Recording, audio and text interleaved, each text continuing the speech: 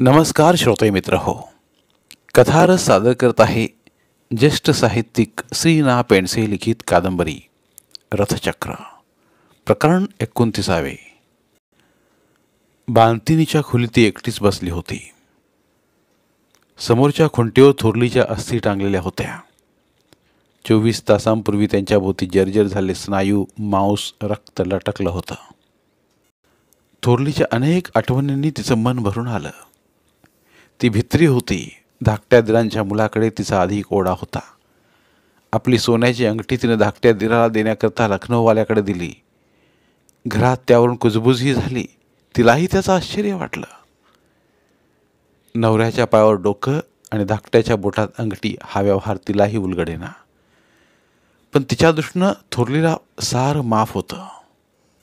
जिचा सगळा संसार धुळीला मिळाला ती दिरांचा संसार सजवण्याकरता आयुष्यभर खपली. सासरा, तिचा नवरा परमार्थी म्हणून थोरली त्याच्यापुढे नम्र होई. आपण मोठे आहोत याचा अखेरपर्यंत तिला पत्ता लागला नाही. तिला ताटीवर ठेवण्यात आलं. भजन सुरू झालं आणि फुलं, पैसे उधळी तिला स्मशानात नेण्यात आलं. घरातील सगळी रडली, पण तिच्या आणि इतरांच्या रडण्यात केवढा फरक होता. त्या घरात आज ती खरोखरच निराधार झाली. यापुढं आधाराकरता तिला गरज पडणार नव्हती. पण अजून एक लढाई तिला करायची होती. मुलग्याचं लग्न मोडावं म्हणून अजूनही ती प्रयत्न करणार होती. प्रयत्न करावे असं आता काही उरलं नव्हतं.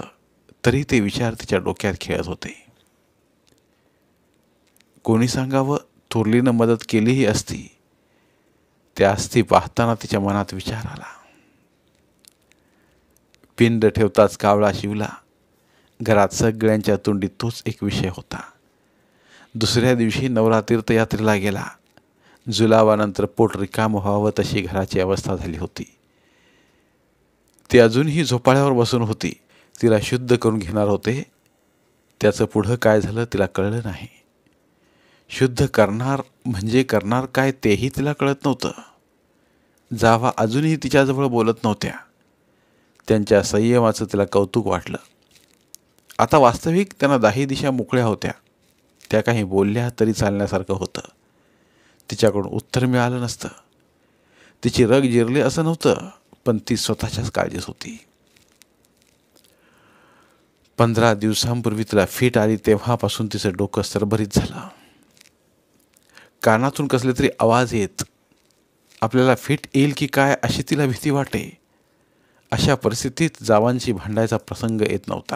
हेच एकच समाधान तिला होतं. पण ते सुद्धा क्षणभंगूर ठरलं. नवरा गेला आणि पाठोपाठ घरात लग्नाच्या तयारीला सुरुवात झाली. क्षणभर तिचा विश्वास बसेना. दिरांच्या काळजांसह ती कौतुक करीत राहिली. थोरली गेली. आता मुलग्याचं लग्न वर्षभर लांबलं ह्या भरवशावरती होती. थोरलीनं जाता जाता आपल्याला देणगी दिली असं ती समजत होती. या एका वर्षात मुलग्याला खरोखरच पैसे मिळू लागले तर ती काहीच बोलणार नव्हती. पण ठरल्याप्रमाणे लग्न लागायचं होतं. थोरली जाऊन 3 आठवडे सुद्धा होणार नव्हते. लखनौचा दीर ह्या लग्नाच्या विरुद्ध आहे ही बातमी ऐकून खोटी नपेक्षा तो गेल्यानंतर 5व्या दिवशी लग्न लावण्याचं धाडस दिराणा होतंच कसं. आता तिची सहनशक्ती संपली. मुलगा भेटताच तिनं त्याला विचारलं,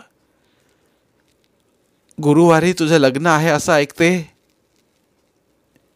खालच्या मानेनंच तो हो म्हणाला. तुला काही लाज लज्जा आहे का? मला डाग तरी किती देणार आहात तुम्ही? बाई जाऊन महिना व्हायचा आहे. त्याच्या आत तू बोहल्यावर चढणार. माझं चरित्र पाहून तरी रांडेच्या नो काही धडक घ्या. उद्या पोरं होतील त्यांची काही सोय केलीस? लाल बुंद होऊन ती कडाडली. गोठ्यात नेहमीच्या जागी झोपणार आहे. दुसऱ्याच्या मुली म्हणजे तुम्हाला काय बाहुल्या वाटल्या? तुझ्या वडिलांनी पहिल्यानं हेच थेर केली. ढोपरात मान घालून मुलगा रडू लागला तेव्हा ती अधिकच चिडली. भागूबाईसारखा रडतो आहेस त्यापेक्षा ओटीवर पराक्रम दाखव. तू नकार दिलास तर कोण काय करणार आहे? कार्ट्या, वर्षभर तरी थांब. तूच हपापला आहेस ते का सांगत नाहीस? लाव लाव लग्न, होऊ देत पोरं आणि दे एकेकाच्या हातात झोळी, भरतील पोट. नरजन्माचं सार्थक करशील. वैताग आला तर घे माळ आणि काढ पळ, येईल मग बायको 12 वर्षाने ओवाळायला. असं पाप तरी माझ्या हातून काय घडलं तर अशी दुःख माझ्या वाट्याला आली. तुम्ही मांडलं आहे काय? मधली जाऊ करड्या आवाजात बोलली. तुम्हाला एक शब्द बोलायचं काम नाही. मी आणि माझा मुलगा पाहून घेऊ. कोणाला बोलता? तू जा रे इथून. मुलगा रेंगाळू लागला. जाऊ पुन्हा ओरडली. जा म्हटलं ना. तू जा रे. आईशीशी बोलायची सुद्धा या घरात तुला सत्ता नाही. जा. कर्कश आवाजात ती ओरडली. मुलगा घाबरून निघून गेला. डोळे फाडून ती जावेकडे पाहत राहिली. तालुक्याला अब्रूचं खोबरं केलं, आता इथं थेरं करण्याचा विचार आहे. याद राखा, माझ्याशी गाठ आहे. पुन्हा बोला ते शब्द. बोलताना त्याचं सर्वांग थरथरू लागलं. पुन्हा काय? 10 वेळा बोलेन. सगळी जीव तोडून सांगत होती तरी गेलात आणि स्वतःच्या चैनी करता त्या कोवळ्या पोराच्या अब्रूचं खोबरं केलं. थोरल्या बाईंचा जीव घेतलात. किती यादी हव्या तुम्हाला? बोलायचं नाही म्हटलं तर स्वस्थ बसून देऊ नका, छळून घ्या. दाराशी नायकिनीचं पोर. तिला वाक्य पुरं करता आलं नाही. ते आधीच सगळं अंग कापू लागलं आणि ती खालीच कोसळली. चौघड्याचा आवाज आला तेव्हा ती तापाच्या गुंगीत होती.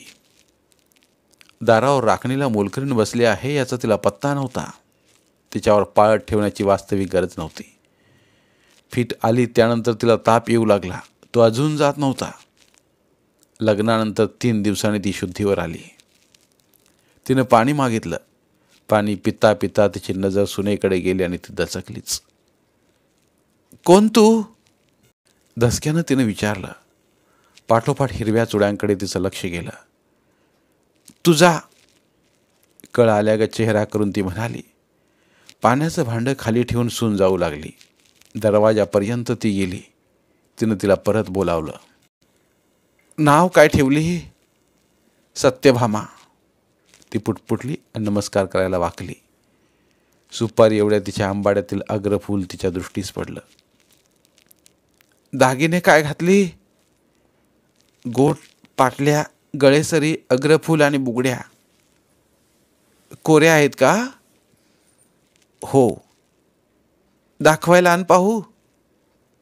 सासूबाईंनी ट्रंकेत ठेवले. गर्भदान केव्हा आहे? सुनेचा चेहरा गोरामोरा झाला तेव्हा तिने विषय बदलला. आरसा आण पाहू. आरशात ती आपलं कपाळ पाहू लागली. डाव्या कोपऱ्यातील सूज अजून कमी झाली नव्हती. सोमवारचा दिवस आहे हे तिच्या लक्षात आलं.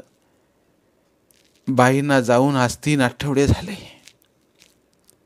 स्वतःशी पुटपुटत कपाळावरचे हळदीच्या लेपाचे पापुद्रे ती काढू लागली. आत्ताच लावलाय. एवढ्यात वाळला कसा? कोणी लावला? मी. माझी गादी चालवायला आलीस? आता मला मोकळीक झाली. ती पुन्हा स्वतःशी बोलू लागली. एकीकडे आरशातून टेंगळाकडे पाहत होती. टेंगळाच्या दिशेने ती बोट चेपू लागली.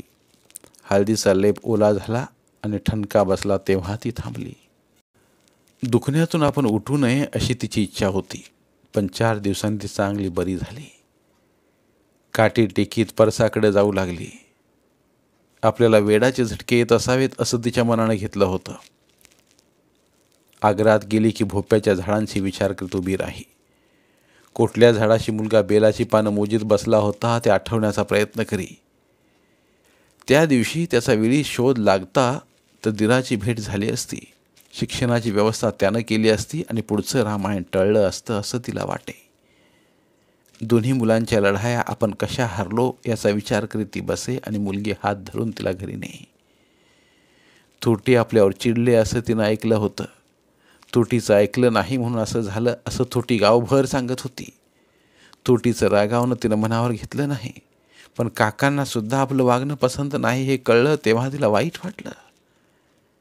त्यांचा इसब बरा होऊन 15 दिवस झाले होते. कुठेतरी आग्रात भेटतील म्हणून ती वाट पाहत होती. तालुक्याला घडलं ते सारं त्यांना ती सांगणार होती. त्याचा काय उपयोग नव्हता. त्यांच्या मताला कोणी विचारित नव्हतं. हिंडू फिरू लागले तरी अजून गोठ्यातच राहत होते ते. साप बरे झाले की त्यांना घरात घेऊ असं त्यांच्या मुलग्याने तिच्या नवऱ्याजवळ सांगितलं. पण आता कानावर हात ठेवले. आपल्याला पोटभर खायला देत नाहीत अशी काकांची तक्रार होती. लवकरच ते गावात ओली भिक्षा मागणार असं तिनं ऐकलं. अशा माणसानं आपलं म्हणणं न ऐकता मत बनवावं याचं तिला नवल वाटलं. या विषयाचा अधिक विचार करण्यात अर्थ नव्हता. आज काका वागले तरी त्यांचे तिच्यावर उपकार झालेले होते. मधूनच तिला वाटे कोणाला काही सांगू नये. सहानुभूतीनं ऐकणाऱ्याला सुद्धा आपल्या गोष्टीत अनेक शंका येतील. खरं म्हणजे जगात आता आपलं काम उरलेलं नाही. ते सोडण्यात खरी शोभा आहे. अलीकडे काही दिवस फिट यायला तिला कारणही लागत नसे. एक दिवस तिनं सुनेला जवळ बोलावलं. मला काल फिट आली तेव्हा जवळ होतीस? धरायचा प्रयत्न केला, माझा तोल गेला. तासभर फिट होती ना? हो. अशीच केव्हा तरी मी मरणार आहे. माझ्या ह्या फिटा तुझ्या लग्नाआधीपासूनच्या आहेत. कुणी काही बोलू लागलं तर हे सांगायचं. आपण केव्हा तरी फिटेत मरणार ह्याविषयी तिची इतकी खात्री झाली होती. आपण मेलो केव्हा ते सुद्धा कळायचं नाही याच आनंदात ती होती. आणि एक दिवस बातमी आली, तिचा मुलगा पहिला आला. त्याला बक्षिसं मिळाली होती. तिनं तत्काळ थोटीला बोलावणं पाठवलं. मरणाचे विचार गेले. ती बेहोश झाली. 2 वर्षांपूर्वी त्याच झोपाळ्यावर बसून तिनं ही बेहोशी अनुभवली होती. त्यावेळी परकऱ्या पुरीसारख्या तिनं स्वतःभोवती गिरक्या घेतल्या होत्या. झपाटल्यासारखी पडवीभर नाचली होती. आज वृद्धाच्या गांभीर्यानं तिनं ती बेहोशी झेलली. ती बातमी कोणाला सांगावी अशी इच्छासुद्धा तिला होत नव्हती. हवं तर वाचा, वाटलं तर करा कौतुक. सारी मुंबई त्याचं कौतुक करीत असेल. तुमच्या चतकोराची वाट पाहायला तो भिकारी नाही आता. कृतार्थतेच्या धुंदीत झोपाळ्यावर ती बसून होती. अखेरच्या चाळणीत हे श्रेय तिचं होतं. 2 वर्षांपूर्वी तिने हिया केला म्हणून हा दिवस उगवला. तिला आतून गुदगुल्या होत होत्या. आज आत्या असती तर तिला आभाळ ठेंगणं झालं असतं. नातवाचं कौतुक करीत पेढं वाटती. तालुक्याच्या आठवणी काढून तिच्या पाठीवरून हात फिरवती. तिचे डोळे पाणावले. आतल्या भावनानं तिनं मोकाट सोडलं. समोरून थोटी येताना तिला दिसली. आज तिला थोटीचा राग नव्हता. ह्याच बाईच्या साक्षीनं सगळ्या गोष्टी घडल्या. तिला अधिकच उमाळा आला. रडण्याचा बाहेर फुटत असला आवाज आवरण्याचा प्रयत्न करत होती ती. झालं काय? तिचा दंड पकडून थोटी तिला विचारत होती. थोरलीचं सोनं झालं, मरून 2 महिने झाले. आता कसली रडतेस? श्वास टाकीत थोटी म्हणाली. तिने झटक्यानं मान हटकली. मग काय झालं? ती तरीही थांबेना. तेव्हा थोटी ओरडली. अगो, भरल्या घरात रडतेस काय? सून आली, नवरा आला. ती रडायची थांबली आणि पदरानं डोळे पुसून हसू लागली. आज रिझल्ट कळला, तू पास झाला. हात तुझी. मी म्हटलं काय झालं? धाबदन आणलं माझं. कुशात आई, तो पहिला आला, त्याला बक्षीस मिळाली. सगळ्या मुंबईत त्याचं नाव गाजतंय. नवऱ्याची तपश्चर्या वाया का जाणार आहे? पण एवढं झालं तरी तुला पटायचं नाही. इतकी वर्ष तुला पाहते, तुझं सगळं जगा वेगळं. निकाल ऐकून धन्य झाले. आता कसली इच्छा राहिली नाही. एकदा तुला डोळे भरून पाहावं एवढंच मनात आहे. उत्तराला पैसे पाठवलेस तर मुंबईला येईन. तिच्या त्या पत्राला 8 दिवसांनी मुलग्याकडून उत्तर आलं. हे पत्र लिहिताना मला वाईट वाटते, पण तू मृगजळाच्या मागे लागू नयेस म्हणून स्पष्ट लिहित आहे. तुझ्या वागण्यातल्या अनेक गोष्टी मला आवडत नाहीत. घरातील प्रत्येक माणसाशी तुझे भांडण होते. या भांडणात स्वतःचे विश्लेषण करण्याचा विचारही तुझ्या डोक्यात कधी आला नाही. वडिलांच्या पादुका घरात आणल्यास हे तुझं नाटक होतं. त्यांचा मोठेपणा तुला कळत नसेल तर तुझ्यासारखी दुर्दैवी तूच. कृष्णाताईवरून त्या सकाळी मला काय बोललीस ते एकदा आठव. गावातून बातम्या मिळाल्या आणि तू मला फासावर चढवलेस. विझवटे धंदे काय केले ह्याची अगोदर चौकशी तरी करायची होतीस. आज तुला आणि सगळ्या जगाला ओरडून सांगतो, त्या भयंकर प्रसंगात मी शुद्ध राहिलो. वडिलांची पुण्याही पाठीशी होती म्हणून शुद्ध राहिलो.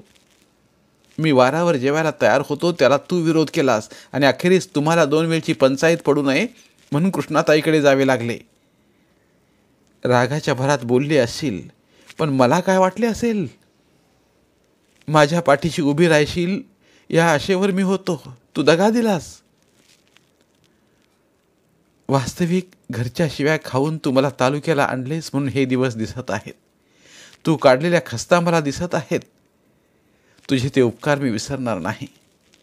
घरी तुला अपमानात दिवस काढावे लागत असतील ह्याचीही मला कल्पना आहे. ज्या दिवशी शक्य होईल त्या दिवशी ह्या संकटातून तुला मी सोडवीन. पण तुम्ही कोणीही मला भेटावे अशी इच्छा उरली नाही. जगाच्या पसाऱ्यात नातेवाईक नसलेला म्हणून वावरावे अशी इच्छा आहे. कदाचित हे स्मशान वैराग्य असेल. तसे असेल तर ते जाताच आपण होऊन कळवीन. शेवटी लहान तोंडी मोठा घास घेऊन सांगायचे आहे की श्रद्धा हा माणसाचा मोठा आधार आहे. तिने त्या पत्राची पारायण केली. अनेक शब्द अडत होते. अर्थ लागत नाही म्हणून वाक्यांच्या वाक्य ती सोडून देत होती. पण जो काही अर्थ लागत होता त्यानं तिची कंबर खचलीच. मोक्याच्या वाक्याशी येऊन ती थांबे आणि त्यातून निराळा अर्थ निघतो का पाही. शेवटी तिनं थोरल्या मुलीला बोलावलं. मृगजळ म्हणजे काय गो? तिला ती विचारू लागली. कशाला हवाय सांग काय ते, ती चिडून बोलली. मृगजळ म्हणजे पाणी आहे असा भास होतो पण नसतं. वाळवंटात ते दिसतं. हरणं पाणी पिण्याकरता तिकडे धावत सुटतात आणि शेवटी तडपडून मरतात. कशाला हवा आहे? हे वाच. मुलीला ते पत्र देऊन ती तिथून उठली. चवड्यावर पावलं टाकी ती अलगद बाहेर आली आणि अंगणात उभी राहून घराकडे पाहू लागली. 20 वर्ष तिनं पाहिलेली सोसलेली दुःख थोड्या वेळानं संपणार होती. तुळशी पुढे जाऊन तिनं नाक घासलं आणि वृंदावनाच्या कट्ट्याला टेकून खाली बसली. तिथेच कुठेतरी कडूशेठ उभा होता. थोरलीनं नव्या जाऊबाई म्हणून तिची ओळख करून दिली आणि तिनं त्याला वाकून नमस्कार केला. गोऱ्यांच्या माळेवरून ती 2 दिवस उपाशी होती तेव्हा ह्याच माणसानं तिला एक कोवळं शहाळं आणून दिलं.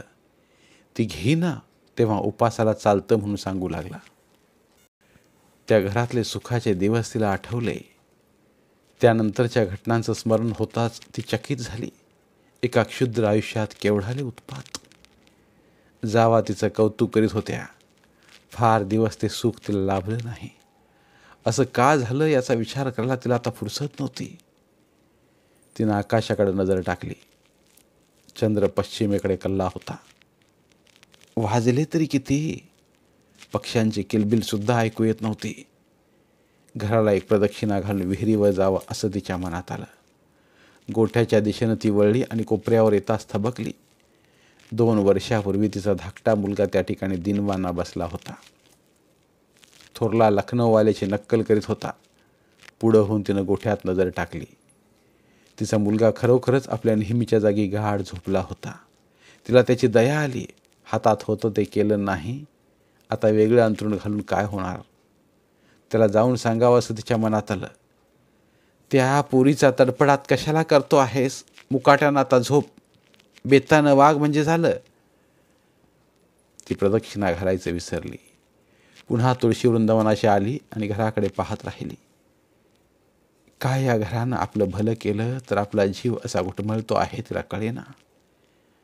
20 वर्ष ती दोघं एकत्र होती. ह्या पलीकडे त्यांचा काही संबंध आला का? त्या विचित्र ओढीचं तिला आश्चर्य वाटत होतं. पाहता पाहता ते घर खाली बसलं. त्याच्या जागी 50 वर्षांपूर्वीचं खोपटं उभं राहिलं. पदर फाडून छपराची ढिकळं बुजवीत असली थोरली तिला दिसू लागली. मंगळसूत्र असताना थोरली कशी दिसत होती? तिचा उजवा हात पुरा उघडत नसे. कोपराशी किंचित कोन करून लोंबकळणारा तो हात तिला दिसू लागला. थोरलीचे केस ढुंगणाला लागत असत. उजव्या हाताच्या खोपटाकडे तिची नजर गेली आणि ती शहारली. ह्याच ठिकाणी थोरलीचं पहिलं वपन झालं. न्हाव्यापुढं बसताना तिनं दंगा केला नाही, ओरडा केला नाही. वस्त्र्यानं निपटून काढलेले वावभर लांबीचे केस तिला दिसू लागले. अशा स्थितीत दिरामपुढं प्रथम येताना थोरलेला काय झालं असेल? नको असलं ते दृश्य तिच्या दृष्टींसमोरून हलेना. मानेला झटका देऊन तिनं डोळे उघडले. कुत्र्याच्या गुरगुरण्याचा आवाज आला. ती दचकून उठली आणि थोरलीच्या नावाचा जप करीत विहिरीच्या रोखानं चालू लागली. पोहाने शिकवण्यावरून तिचा मुलगा कोणाला तरी डसला आणि जीव घेऊन तिच्या आश्रयाला आला. त्यावेळी तिनं त्याला अभेरलं. आज मुलग्यानं त्याची फेड केली. मधल्या 10 वर्षांची वाफ होऊन तो प्रसंग आणि ते पत्र एकमेकांना डुशा मारित होती. पण असल्या आठवणींचा दरारा आता संपला होता. शून्य चित्तानं ती विहिरीच्या कट्ट्यावर आली. खोल गेलेल्या विहिरीचं पाणी काळोखात लुप्त झालं होतं. विहिरीवर टाकलेली पोफळ कुठे आहे ते तिनं पाहिलं. पोफळ रहाटाची माळ चुकवून तिला उडी टाकायची होती. जगदम जगदम आता ती मोठ्यानं जप म्हणत होती. विहिरीच्या गाभाऱ्यात तो आवाज घुमत होता. पायातल्या जोडव्यांकडे तिचं लक्ष गेलं. पितळेच्या पाटल्या, किटलेले कुडीजोड सारं काढून तिनं हातनीवरच्या दवणीत ठेवलं. विहिरीच्या काठावरती पुन्हा आली. मागच्या बाजूला गेलं मंगळसूत्र सारखं करण्यात ती गुंतली होती. एवढ्यात तिचा पाय घसरला आणि वेडी वाकडी ती खाली कोसळली. मिटलेल्या डोळ्यांपुढं अंधार पसरला. चोपण्याच्या फटक्यासारखा आपल्या छातीला मार बसला एवढंच तिला कळलं. त्यानंतर ती शुद्धीवर आली तेव्हा आपला एक हात रहाटाच्या माळेला लटकला असल्याचं तिच्या लक्षात आलं. आपण वर कशा आलो, केव्हा आलो, हाताला माळ कशी लागली, तिच्या डोक्यात प्रकाश पडत होता. आपण जिवंत आहोत. नाका तोंडात गेलं पाणी झुंबत होतं. माळेवर चढण्याचा प्रयत्न ती करू लागली. माळ सरसरत खाली आली. हातातील खापेकड निसटू लागलं. लगबग करून तिनं पाण्यात विसावल्या माळेच्या टोकावर पाऊल ठेवलं. दोन्हीकडील माळ घट्ट पकडून आता ती उभी होती. डाव्या हाताच्या रिकाम्या लोट्याकडे तिचं लक्ष गेलं. उजवीकडल्या लोट्यातील डचमळलेलं पाणी स्थिर होतं. दोन्हीकडील माळ घट्ट धरून तिनं वर पाहिलं. रुंद होत गेलेलं विहिरीचं तोंड आवासून तिच्याकडे पाहत होतं. वर आकाशाचा निशब्द गोल घुमट पसरला होता. धन्यवाद. लेखक श्री ना. पेंडसे लिखित रथचक्र या कादंबरीच्या अभिवाचनाची आज सांगता होत आहे. पुन्हा भेटूया एका नवीन कादंबरीच्या अभिवाचनासह.